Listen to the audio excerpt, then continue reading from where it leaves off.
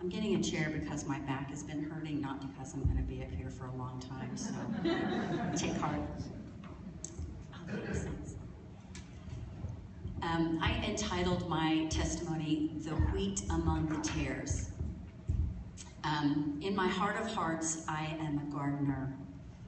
I most enjoy watching things grow and bloom. And most of all, I need to put my glasses on, I'm sorry. Okay. So naturally, I hate weeds. The Bible calls them tares. But I've come to see my life as a living parable.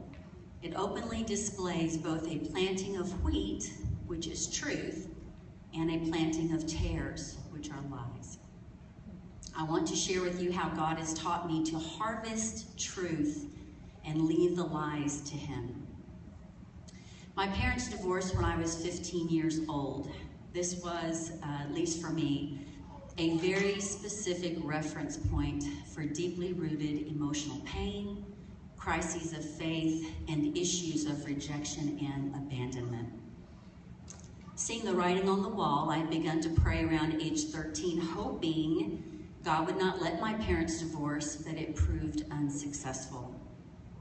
So the enemy sowed the seed of doubt, and I believe the lie that God has no real power to effect any real change. Rejection and abandonment made themselves at home when, after the divorce, at least to me, my dad didn't seem to make any real effort to maintain our relationship. So I believed the lie that he no longer loved me and I wasn't worth his time or effort. I became very bitter, full of rage and deep anger. I think I hated just about everybody, and the idea of needing control over my life has become to date my most difficult spiritual issue. I trusted no one, least of all God. Lastly, I determined that marriage was never going to be part of my future. I had never seen a truly happy one, so I believed the lie also that it did not exist. Happily ever after was just a fairy tale. That pretty much sums up ages 13 to 22. Lots of years to wrap heavy chains around my soul, to develop very deep ruts of hurtful cycles, and to accept a future that held no joy, no peace, and no hope. Wouldn't those lies make you feel wretched?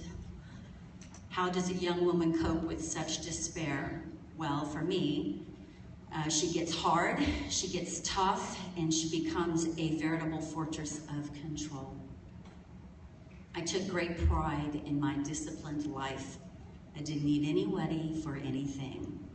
In fact, my two defining mottos were: one, if you don't like your life, pull up your bootstraps and just change it. And two, if you expect the worst, you'll never be taken by surprise. So sad. And yet, for all my hardness, I could not even watch a movie that had divorce in the script without crying. I began a cautious walk with God at 22. I even took a huge leap of faith and began to seriously date a handsome young man during college. Fear held on tightly those first fragile years, and I even tried to break it off twice. However, Scott's faith carried us, and I began my first baby steps towards trust. So at 26, we got married and started our family. But the tares planted by the enemy so long ago began to crowd out my crop. Although on the surface my marriage seemed a happy one, lies and fear were never far below. My soul was wearied with lies like it was only a matter of time before he would leave me. I didn't deserve to be happy. I needed to hold back part of my heart, so when I did have to start over on my own, I would have something left. And no matter how hard I try, no matter how hard I might pray, life is going to kick me in the gut again because God has no real power. What I didn't realize was this: conditional love cultivates failure. So how in the world did God bring healing to such a miserable life? How did he ever find a way to break through such hurt, to plant seeds of trust in a shell that was so devoid of hope? It was a long process. He got my attention through several impactful events. The enemy had sown tares among my wheat, but God began to show me how to harvest what was good and leave the tares to him, to trust in truth and leave the lies behind. He began to reveal how he had always been there, how he had provided just the right person at the right time to keep me from going over the edge of despair, how he had cared for me when I didn't care for myself. In his word, I found great hope in the Apostle John, who somehow went from being a son of thunder to the apostle of love. It took most of his lifetime too, but he was historic proof that it could happen. If I do my part in conjunction with the Holy Spirit, maybe I too could learn how to let go and let God. Sound difficult? It was. It is. But what's the alternative? Staying where I was at? No, thank you. So I made my first steps toward healing by following the teaching on forgiveness. I made the conscious decision to forgive both my parents and even spoke at great length with them about their decision to divorce so many years before. In processing their side of the truth, I came to understand a great deal about who they were at that time, what they had gone through, and why they made such a choice. I spent many hours counseling, allowing my left brain to process all the particulars. It now made a lot of sense to me. In fact, I wondered how in the world my parents had stayed married for 17 years. But why did I still cry? Why couldn't I get this thing off me? My counselor finally said, quote, "There's really nothing left to discuss, Hedie." He encouraged me to see a trusted friend for inner healing. He literally even said to me, and I'm not joking, "This will not kill you." But deep down, I didn't believe him. Going back to relive the deepest pain I had ever experienced was just not going to happen. Oh, sorry, can't do it. So I stayed stuck where I was for another year. Now, I've often heard it said that the only way we are ever willing to go through the pain and work of healing is when it becomes less than the pain of staying where we are. So after 30 years of staying where I was, I finally agreed to try inner healing.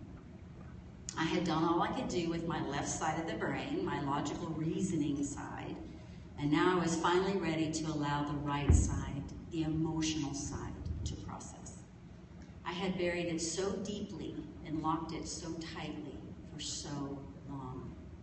I just never realized that I held the key to my own prison door. I won't lie to you, it was the most painful and yet the most freeing moment of my life. I don't think I've ever cried so hard. But I will never forget, even though my eyes felt like they had swelled shut, how light and peaceful I felt afterwards. It was worth every tear to be free of that despair and fear. So how does any of this help you?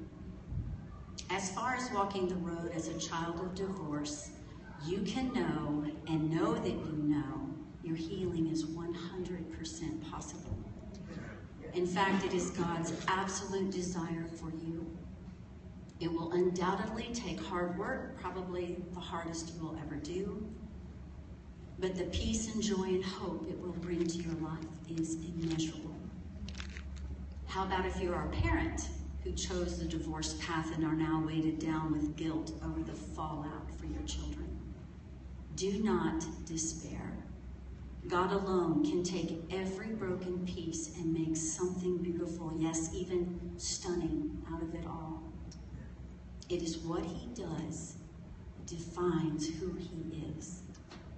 Every parent has done damage to their children in one way or another, and from a very early age, I might add. God is the only perfect parent. Yes. The absolute way to help your children deal with the consequences of divorce is to let them see you deal with it. Let them watch God heal you. Let them see you work to release hurt and hate and grasp onto forgiveness and grace. Let them see God cultivate a harvest of hope and joy and peace in your own souls. Then you will be a living example that the same healing can be a reality in their lives as well. This is how God shines hope to the world through our lives. When the world sees hate that has been replaced with forgiveness, despair that's been replaced with joy and peace, then they too will turn to Jesus to find hope among despair, peace among chaos, and joy among misery. Yes, they too will find a harvest of wheat among the tares.